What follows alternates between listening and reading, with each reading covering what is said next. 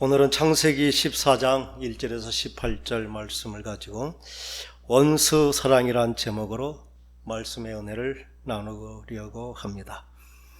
우리가 믿는 신앙은 바로 그것입니다. 하나님께서 천지와 만물을 창조하셨고 하나님의 형상을 따라 사람을 만드셨다는 것입니다.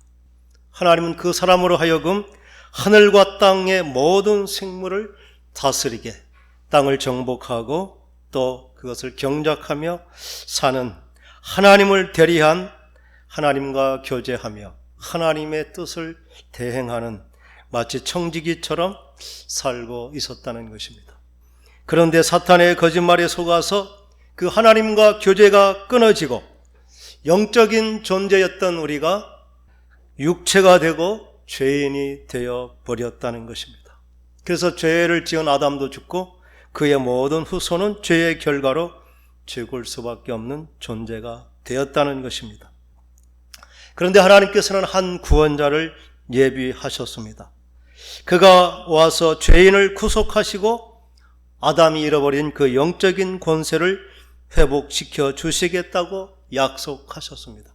그 약속하신 구원자, 그가 바로 예수 그리스도이십니다. 예수 그리스도는 이 땅에 오신 하나님의 아들입니다. 예수 그리스도는 십자가에서 죽으시고 부활하심으로 우리를 죄의 권세에서 구속하여 주셨고, 그 구속은 곧 우리가 잃어버렸던 아담에게 주셨던, 아담이 가졌던 그 주권을 회복하게 하는 권세, 이게 바로 예수 믿는 우리들에게 주신 특권, 이게 복음의 약속이고 복음의 능력입니다. 그런데 우리는 어떻게 이 복음의 능력을 누리며 살 수 있을까요? 아담이 잃어버렸던 그 주권을 우리는 어떻게 세울 수 있을까요? 그 모델이 바로 믿음의 조상 아브라함인 것입니다. 아브라함은 모든 믿음의 사람들이 살아가야 될 그 신앙의 로드맵을 보여주신 것입니다. 그러므로 우리가 이 아브라함의 신앙이 아주 중요한 것입니다.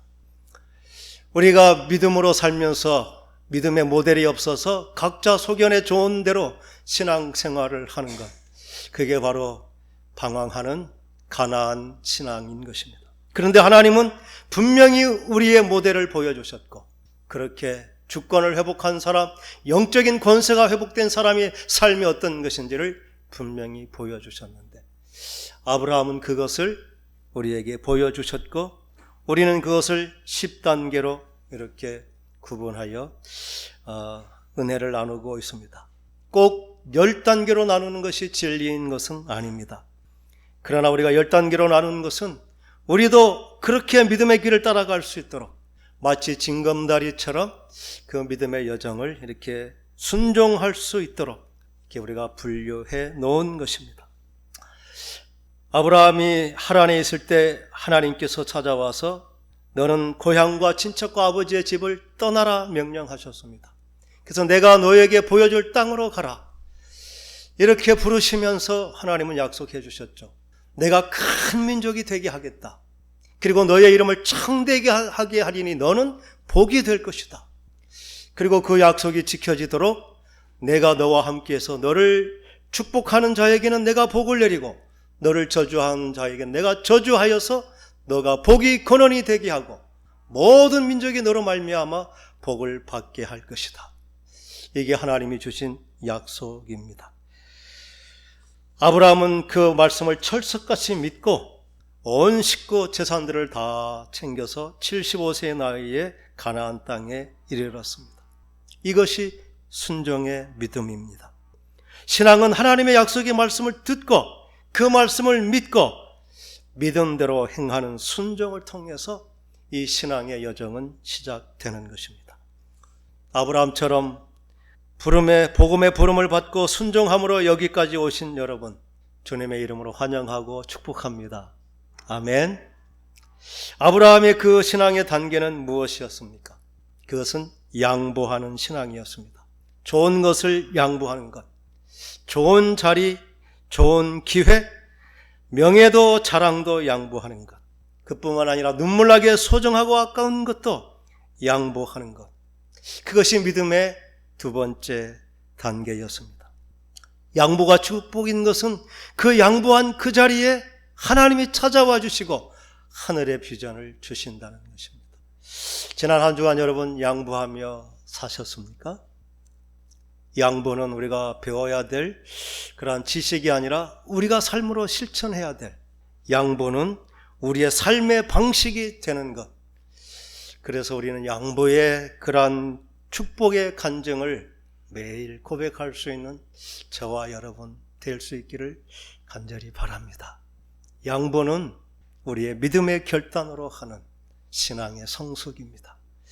양보하지 않고는 결단코 내게 찾아오시는 하나님을 만날 수 없습니다. 이 한 주간도 양보함으로 더 성숙한 믿음의 한 단계, 새로운 차원의 믿음을 걷는 저와 여러분 되기를 축원합니다. 이제 그 다음 단계가 무엇일까요? 오늘 제목의 말씀인데 함께 읽어보겠습니다. 3단계 원수 사랑. 아브라함의 목자와 롯의 목자들이 다툼이 일어났습니다. 그때 아브라함은 롯을 불러서 말했습니다. 너나 나나 같은 혈육이 아니냐? 서로 싸우지 말자. 너와 나 앞에 저 넓은 땅이 있지 아니하냐? 내가 먼저 선택하라. 내가 우하면 나는 좌하고 내가 좌하면 나는 우하겠다. 이렇게 말씀하셨습니다. 그렇게 말하면서 아브라함은 빈말일지라도, 아니 삼촌 무슨 말입니까? 삼촌이 제게 어떻게 해주셨는데요? 제가 이만큼 살게 된 것도 다 삼촌 덕인데 삼촌이 먼저 선택하세요. 나머지는 제가 하겠습니다. 그럴 줄 알았겠죠. 그런데 롯은 그 말이 떨어지기가 무섭게 고맙다는 말도 안 하고 식구들을 데리고 혹시나 부를까봐, 조카야 잠깐만, 아무리 생각해봐도 이건 뭔가 아닌 것 같아, 다시 얘기해보자, 그럴까봐 정말 뒤도 돌아보지 않고 고개를 푹 숙이고 불이 나게 좋은 땅을 차지하러 떠나버린 것입니다. 은혜를 모르고 제 욕심을 채우려고 떠나는 조카의 뒷모습이 아브라함은 마음이 많이 서운한 것입니다. 이것을 배은망덕이라 이렇게 말합니다. 은혜를 배신하고 베풀어준 덕을 잃어버리는 것, 이게 배신이라고 이렇게 말하기도 합니다. 그렇게 떠나버린 롯. 그런데 그 소돔 땅에 전쟁이 일어난 것입니다. 북쪽에 사는 그 메소포타미아 4개국 연합군이 소돔과 고모라에 쳐들어온 것입니다. 그 이유는 소돔과 고모라가 12년 동안 조공을 바쳤는데 13년째가 되어서 아마 이제 너희 도움이 없어도 될 것이다 이렇게 해서 그들이 배신하고 돌아선 것입니다. 그래서 14년째가 되는 해에 엘람 왕 그도라올메를 중심으로 해서 4개 나라가 연합해서 소돔과 고모라를 치러 내려오는 것입니다. 그 기세가 얼마나 대단한지 내려오는 길에서 만나는 그 가나안에 살고 있는 족속, 르바 족속, 수수 족속, 엠 족속, 호리 족속, 아말렉 족속, 아므리 족속, 이렇게 6족속을 닥치는 대로 다 파죽지세로 이게 소돔과 고모라까지 내려왔다는 것입니다. 마치 우리가 6.25 사변 때 북한이 서울을 점령하고 저 낙동강까지 그냥 단숨에 밀고 내려온 것 같은 그런 아주 막강한 권세를 가지고 그들이 내려와서 이제 소돔과 고모라와 전쟁을 하려고 하는 것입니다. 8절 9절의 말씀을 우리가 함께 읽어보겠습니다. 말씀 띄울 수 있나요? 자, 성경을 보시면서 소모라 왕과 고모라 왕과 아르바 왕과 스보임 왕과 벨라 곧 소알 왕이 나와서 시딤 골짜기에서 그들과 전쟁을 하기 위하여 진을 쳤더니 엘람 왕 그도라멜과 고임 왕 디달과 시날 왕 아브라벨과 엘라살 왕 아리옥 네 왕이 곧 그 5 왕과 맞서니라. 이 싸움의 장소가 바로 시딤 골짜기라는 것입니다. 그런데 그곳에는 역청구더기가 많이 있다는 것입니다. 그 지역은 소돔과 고모라 땅이고 지형이 그렇다는 것은 이 소돔과 고모라 왕이 잘 알고 있는 것입니다. 역청은 그 바벨탑을 쌓을 때 썼던 아스팔트처럼 아주 끈적끈적한 액체입니다. 그게 큰 구덩이로 파져 있어 가지고 겉에 보기에는 모르는데 발을 디디면 푹 빠져서 혼자는 헤어나지 못. 어쩌면 전략적으로 굉장히 중요한 그 요충, 그 전략적인 그러한 장소가 될 수 있는 것이죠. 이순신 장군이 그 웃돌목이라는 그 급한 불사를 통해서 명랑해전이라는 대승을 거둔 것처럼 그들도 잘만 활용하면 그 지형지물을 통해서 대승을 거둘 수 있는 그런 환경임에도 불구하고 오히려 그들이 도망치면서 소돔과 고모라 군인들이 그 역청구덩이에 빠졌다는 것입니다.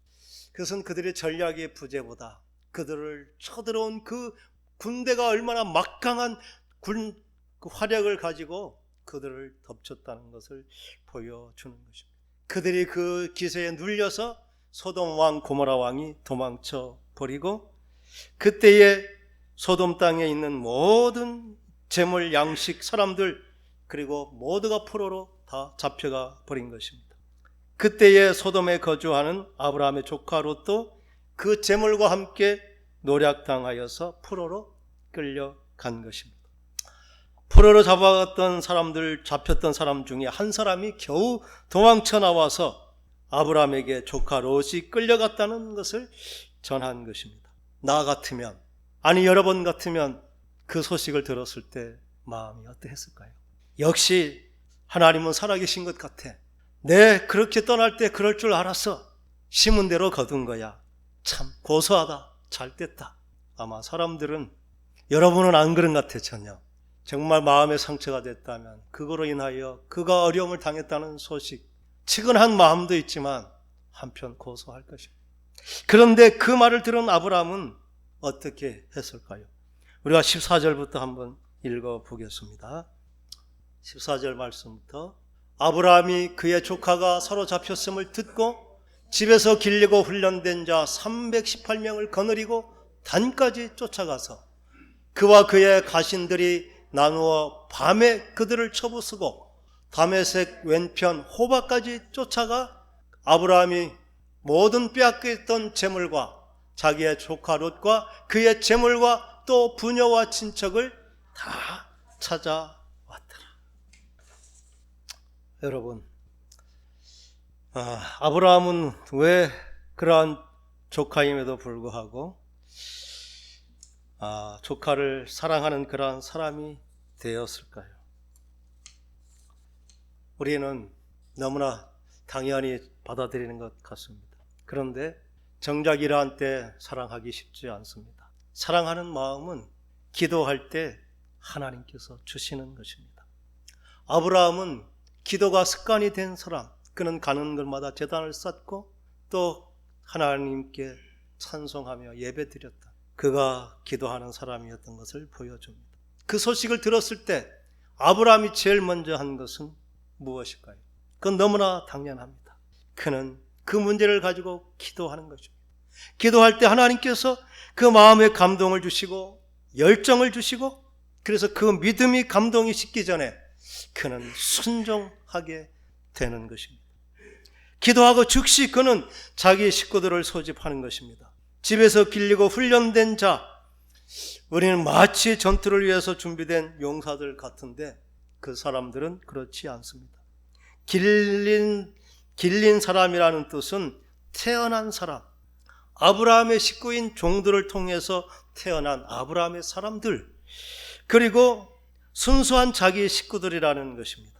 그리고 훈련된 그러한 사람들이라는 것은 그냥 우리가 군사훈련 그런 것이 아니라 가르침을 받은, 아브라함의 훈계를 받은, 그래서 아브라함의 신앙을 전수받은 아브라함과 같은 그러한 믿음을 가진 사람들, 이게 아브라함과 함께했던 318명입니다. 그 사람들을 데리고 4개 나라가 연합한 그 연합군이 빼앗아간 조카를 구하겠다고 단까지 쫓아가게 되는 것입니다. 우리는 원수 사랑이라고 이렇게 오늘 말씀의 제목을 정한 것입니다. 사랑은 어떻게 하는 것일까요? 오늘 아브라함의 삶을 통해서 사랑은 나의 도움이 필요할 때 목숨까지 걸고 하는 것이 사랑이라 말합니다. 사랑은 망설이지 않는 것입니다. 생각하며 행동하며 생각하는 것입니다. 계속 일을 하면서 해야 될 이유를 그 행동 안에서 찾고 해야 될 이유가 있는 한 끝까지 하는 것, 이게 바로 사랑의 행위라는 것을 보여줍니다. 사랑은 계산하지 않는 것입니다. 지혜로운 사람이라면, 아니 우리라면 그 상황은 이미 종결되었음이 분명합니다.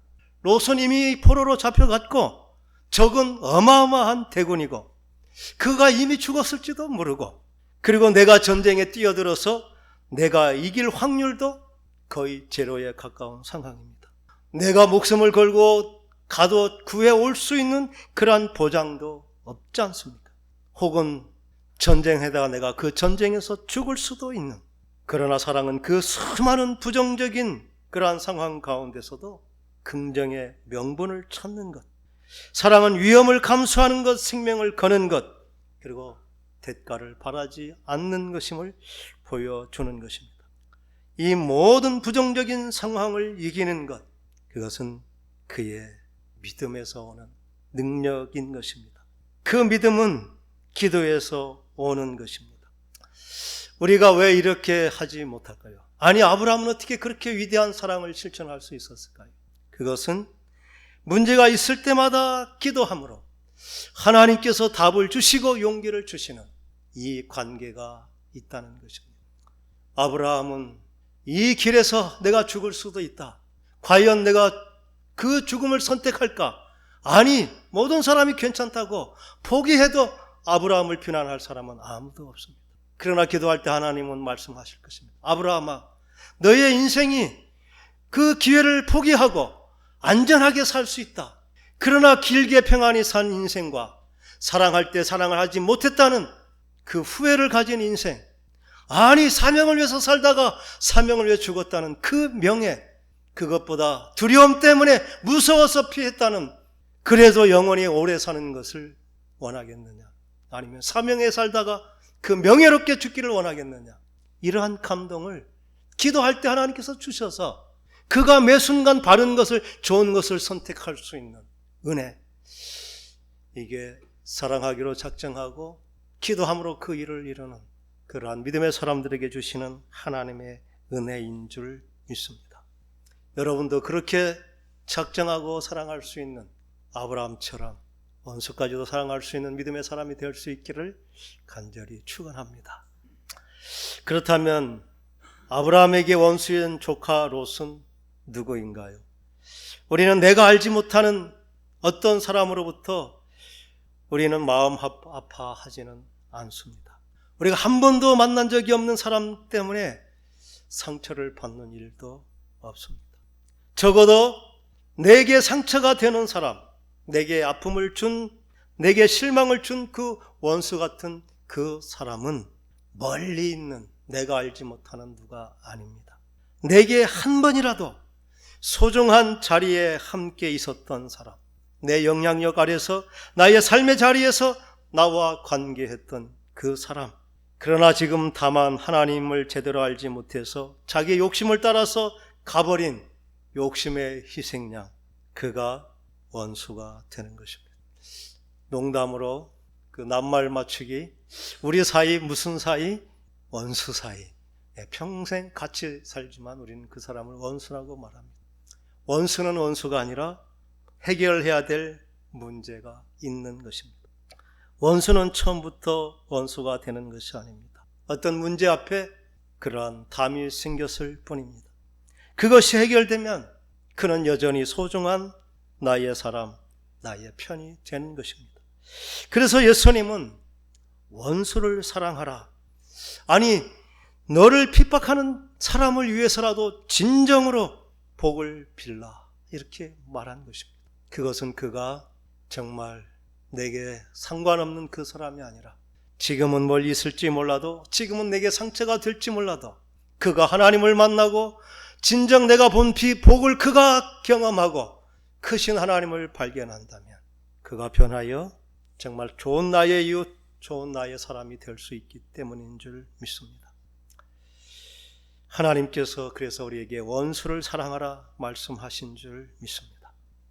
그것은 우리의 생각이고 하나님은 더 큰 계획이 있습니다. 왜 우리가 원수를 사랑해야 할까요? 우리가 원수를 사랑할 때 내 마음에 예수님이 들어오신다는 것입니다. 요한복음 14장 21절에 나의 계명을 지키는 자라야 나를 사랑하는 자니 나를 사랑하는 자는 내 아버지께 사랑을 받을 것이요 나도 그를 사랑하여 그에게 나를 나타내리라. 오늘 본문의 말씀 18절의 말씀 살렘 왕 멜기세덱이 떡과 포도주를 가지고 나왔으니 이것은 바로 생명의 떡이 되신 예수 그리스도께서 사랑한 아브라함에게 오셨다는 것입니다. 예수님은 원수를 사랑할 때 내가 나타나 그에게 들어가겠다 이렇게 말씀하시는 것입니다. 예수 그리스도는 생명의 떡으로 내 살 먹고 내 피를 먹는 자는 영생을 얻는다 말씀하신 그 예수 그리스도가 원수를 사랑하는 아브라함을 찾아와 나타나 주신 것입니다. 이 하나님이 인격적으로 만난 하나님이신 것입니다. 내 안에 계시고 나와 함께 계시고 나와 동행하시는 하나님, 그 하나님을 우리는 그때 비로소 만나는 것입니다. 우리는 여러 가지 체험을 통해서 하나님을 만납니다. 하나님이 계심을 알고 또 그가 또 하나님이신 것을 우리가 체험을 통해 그 하나님을 안다 생각합니다. 그러나 그 하나님은 인격적인 하나님이 아니라 체험의 하나님입니다. 또 우리는 기도하다가 은사를 통해서 하나님을 만나기도 합니다. 그 은사의 하나님도 인격적인 하나님은 아닙니다. 은사의 하나님일 뿐입니다.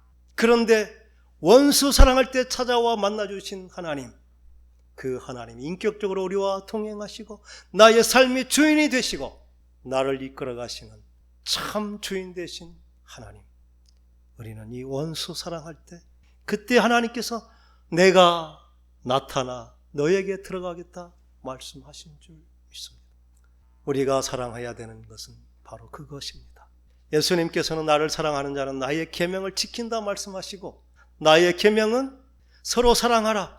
내가 너희를 사랑한 것 같이 서로 사랑하라. 예수님이 우리를 사랑하신 것은 우리가 죄인 되었을 때에, 아니 원수 되었을 때에 대신 죽어주심으로 우리를 사랑하셨다고 로마서 5장은 말씀하고 있습니다. 우리가 원수를 사랑할 때 비로소 원수까지 사랑하신 주님이 내 마음에 들어와 주인이 되어 주시는 줄 믿습니다. 그러한 원수 사랑으로 성숙한 믿음의 사람 되는 저와 여러분 되기를 축원합니다.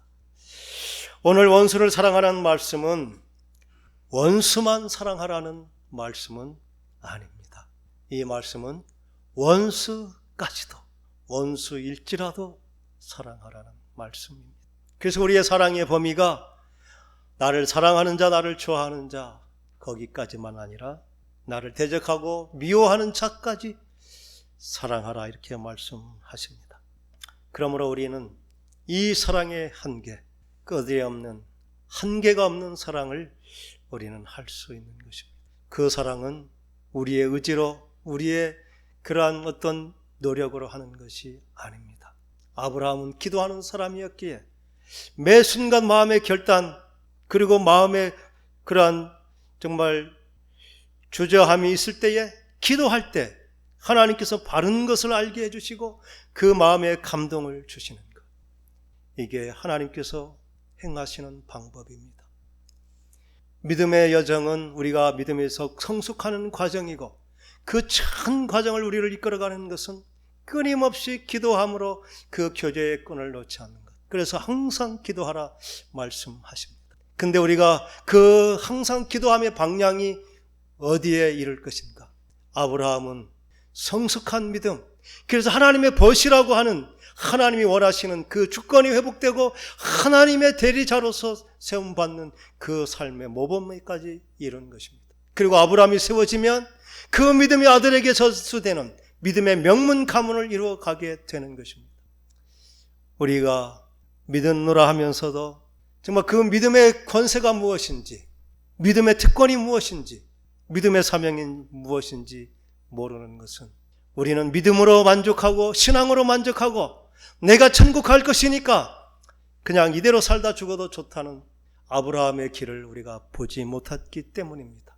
우리가 힘써 신앙을 지키고 믿음으로 기도하면서 이루어야 될 것, 아브라함이 보여준 분명한 그 신앙의 여정을 우리가 같이 걸어갈 때 내가 세워지고 내 가문이 세워지고 그래서 내가 영향력 있는 하나님의 사람으로 사명을 감당하는 그 은혜를 덧입혀 주시는 줄 믿습니다. 원수 사랑은 우리에게 큰 도전이기도 하지만 하나님께서 믿는 우리에게 주신 큰 축복인 줄 믿습니다. 그 믿음으로 이 위대한 믿음의 길을 가는 저와 여러분 되기를 간절히 축원합니다. 아멘. 기도하겠습니다.